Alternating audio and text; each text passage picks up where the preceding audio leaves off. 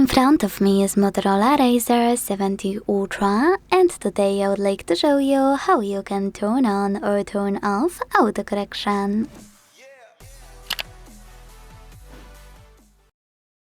Start by opening Settings and scrolling to tap on System section available here. Then click on Keyboard, On-Screen Keyboard, and finally Gboard. Once you're done, select this section called Corrections and Suggestions, and last but not least, use this switcher next to Autocorrection.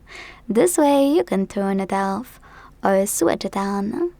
Quick tip, I always recommend to tap on Autocorrection on the left and get access to this option called Undo Autocorrect on backspace. You can manage it thanks to this switcher. Personally, I recommend for you to at least try it because it's super helpful while using autocorrection.